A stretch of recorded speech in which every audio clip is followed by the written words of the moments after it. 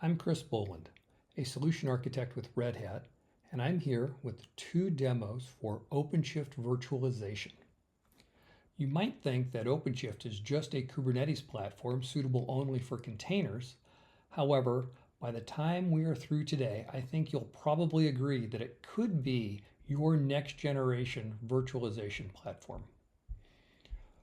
If you've used OpenShift before, you will be familiar with the web console that we have here.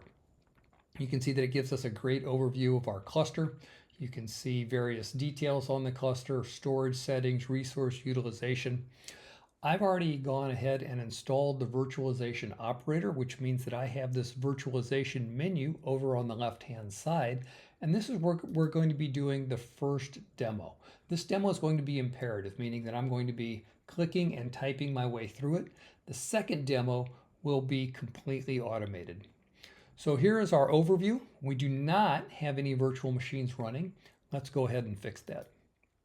So in our virtual machine list, we'll see that we have a number of templates that we could select from, including a lot of Red Hat Enterprise Linux templates, some CentOS templates, Fedora, even Windows.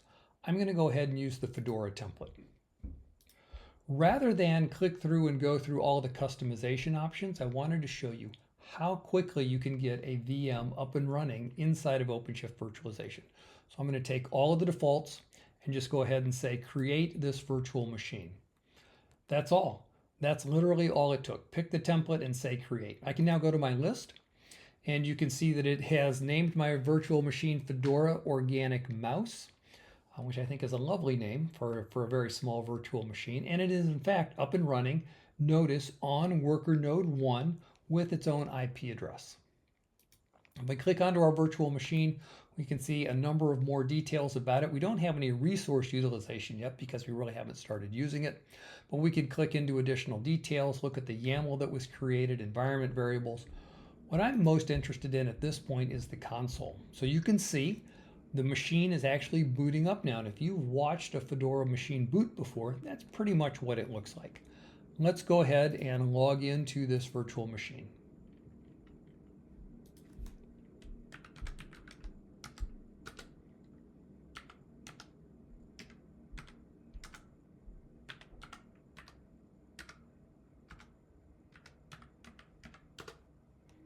All right, so I'm logged in.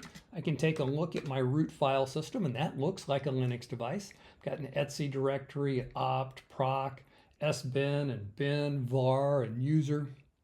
If I run the uname-a command, yep, prints out my host name as well as the kernel version. So that all feels like a Fedora machine to me. One of the things that you typically do when you get a new virtual machine is you start installing software. I'm not sure where I want that software to live, so let's go ahead and run the tree command against my etc directory. Oh, look at that. The tree command, which you've used before, you've seen it print out a nice detailed listing of directories and subdirectories. Well, it's not installed by default on Fedora. Let's go ahead and install that now.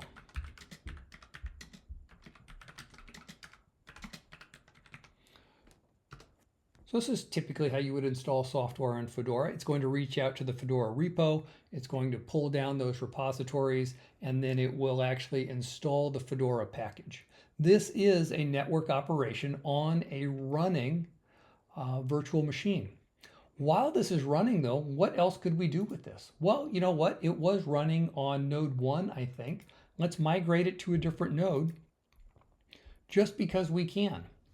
And really just because we can is to show you that even though this machine's being used, even though that it's literally in the middle of a network operation, we can still move this machine from node to node, from host to host. And in fact, you can see how quickly it's happened. We moved from worker node 1 on to worker node 0. And we can click back into our virtual machine and back into our console. And you can see that, yep, that tree installation, sudo dnf install tree, is still in progress and just completed. Let's see if it was successful.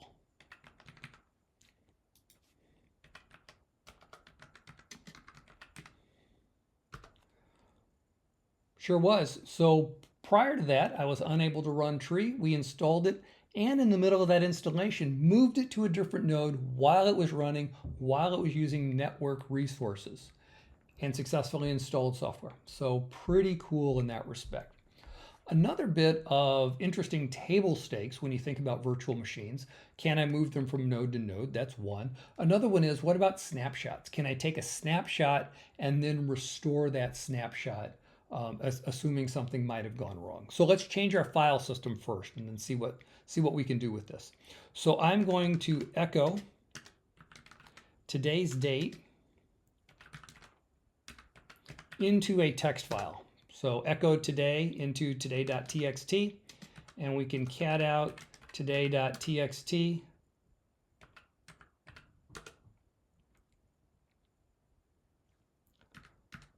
Actually, I have to echo it into today.txt if I'm going to do that. There we go. Cat today.txt. All right, I have a file system that has been altered. We now have a new file with today's date in it, today.txt. Let's take a snapshot of this virtual machine before anything terrible happens. So under our snapshot menu here, we can go ahead and say take snapshot, and I'll give it a description of today. And we'll go ahead and save that snapshot out. So it's creating the snapshot for me, and now it is ready to be used. Before we use this snapshot, what we want to do is come back to our console and let's have that tragic event that we were just speaking about. Let's accidentally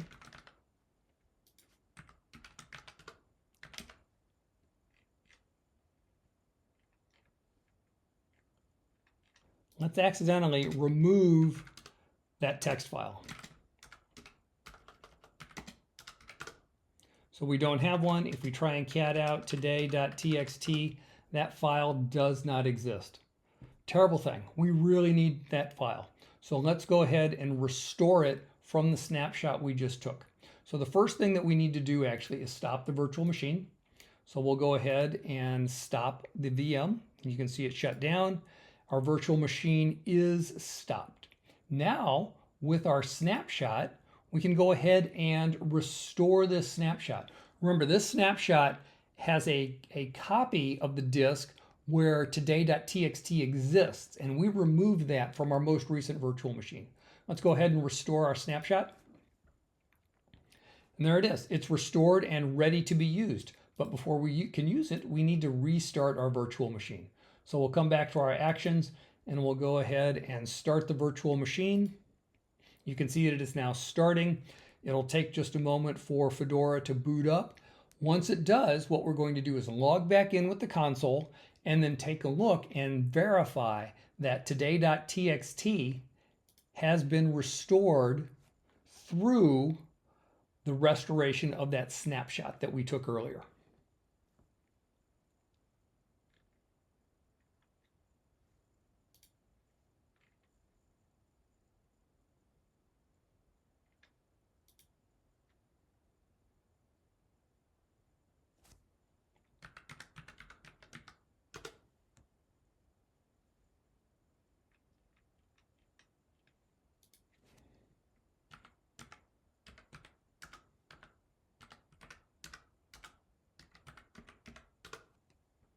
All right, so we've logged back in, and we can do an ls, and there is today.txt, and if we want to cat out today.txt, there it is. It's still Tuesday, October 24th, although it's a few minutes earlier in time than it was when we made it, since we actually had to restore this from disk.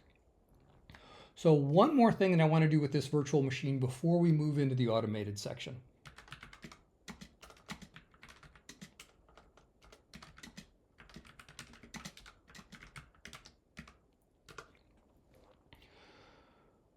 So to illustrate that virtual machines are just virtual machines, even if they're running inside of OpenShift Virtualization and technically running as a container within the platform, I'm going to pretend in this scenario that a developer has requested this virtual machine from me. We created the virtual machine and we have given it to the developer for their usage.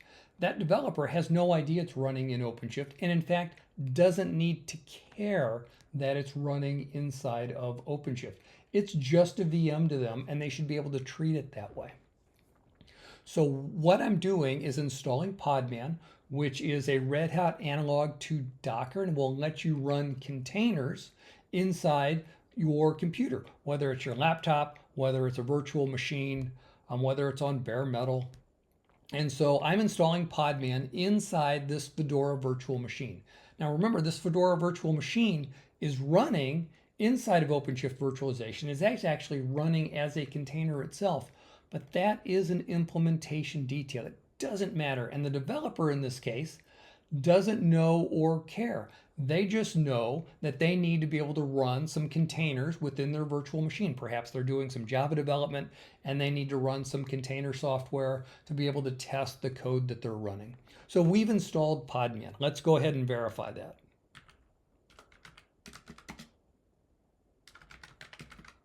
So we've got Podman version 4.70. So that looks good. Can we actually use this though? Let's go ahead and run a simple container image.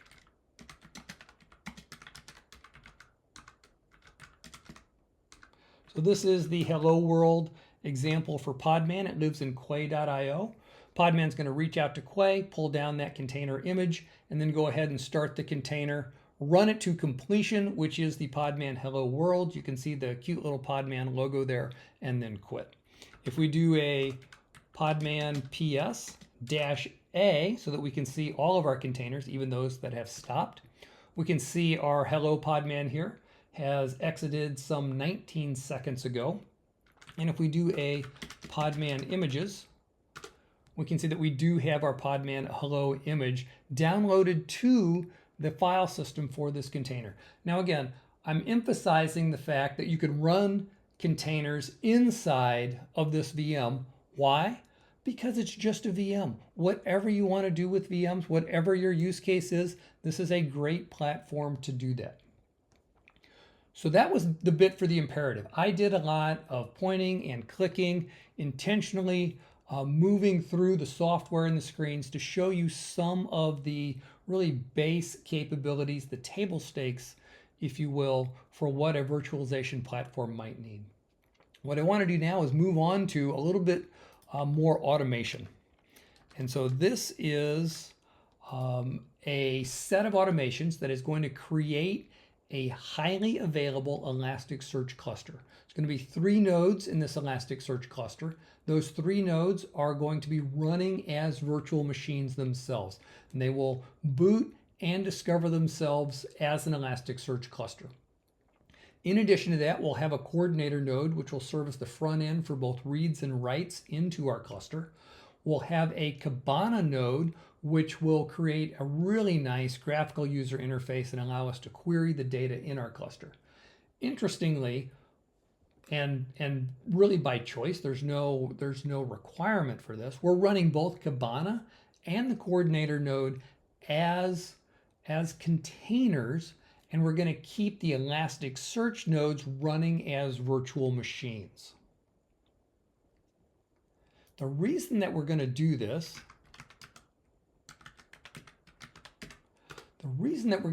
is that I want to show you a composite application, an application that is made up of not just containers and not just virtual machines, but containers and virtual machines working together to create business value.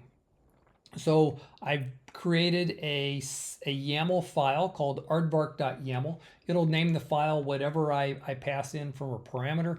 I like aardvark. It doesn't collide with any of the default names, and with the AA, it always shows up on the top of lists. So let's go ahead and apply this to our OpenShift cluster.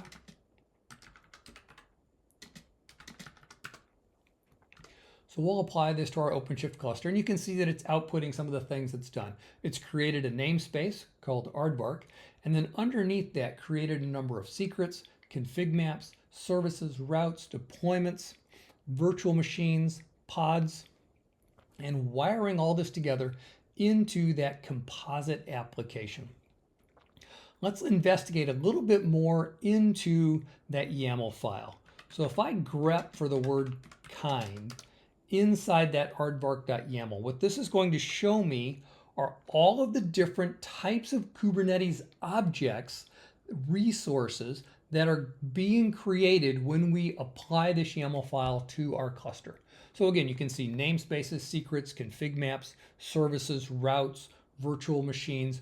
We're able to create all of these different resources through that simple automation, being able to provide it a single value, which becomes essentially the project name and then flows through the rest of the scripting, and then creates this highly available 3-node Elasticsearch cluster with the coordinator and Kibana nodes automatically. And that's all I had to do. I didn't have to do anything with networking or DNS or setting up storage. All of this happened from the automation that you just saw. It takes a couple minutes for the VMs to boot up and install Elasticsearch and then find themselves and form a cluster. So we're going to let this watch command tell us when it's ready. And you can see it is not ready yet. But in the meantime, let's go ahead and go back to OpenShift and see a little bit more deeply into what we've got going on here. So in our virtual machines, we're going to change into that aardvark project, which we just created. And you can see that we have 3 virtual machines, 00, 01, and 02. These are our Elasticsearch cluster. And when we click into this, we can see the namespace, the various utilization resources, CPU, memory, storage, networking in and out, information on the virtual machines themselves. So that they've got 1 NIC, they've got 6 disks, and then we can look at additional details. The YAML file, which is really great because if you want to take this and save it off into a Git repo, be able to recreate this from whole cloth without having to use any of the automation that we showed earlier. We can look at our environment variables or our console. The environment variables are actually really interesting. So you can see we've got a couple config maps here and then a secret. So let's go take a look at the config maps and the secret. So the first config map that we see here, we scroll down to the data section, this actually has our elasticsearch.conf configuration in it. This is how we're able to externally configure and provision a virtual machine that doesn't even exist. So that we can, through that config map, apply these configurations when the machine boots. So it finds its cluster name and its node and its hosts. It finds its various data paths and logging paths. It also has the JVM options so that when Elasticsearch starts, it starts with the correct options and can run. We have a config map like this for all 3 of those virtual machines that make up the Elasticsearch. We also have an install scripts, which applies to all of them. And what this does, this will show you how that Elasticsearch software was downloaded, installed, and then started. In fact, you can see here where it's doing what I did as well on that Fedora machine that we started earlier. DNF install -y, except this time it's pulling down Elasticsearch, creating it as a systemd process with system CTL daemon reload. It's making some directories and changing ownerships and moving configuration around. So all of this has been externalized from the actual implementation of those virtual machines, meaning I didn't have to come back in as an administrator and then try and set these up. I could do it simply through the automation that we just saw. If we take a look at the workloads within our project, we'll also be able to see what this looks like, what our cluster looks like, with a nice graphical representation.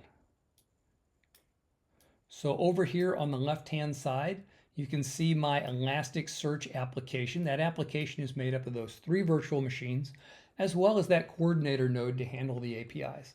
And you can see that the data coming in to that coordinator node comes from Kibana, whether it's a data load or whether it is a query of the data within those VMs. And then we have a utility RHEL 9 server out here as well, just in case there's any other work that needs to be done.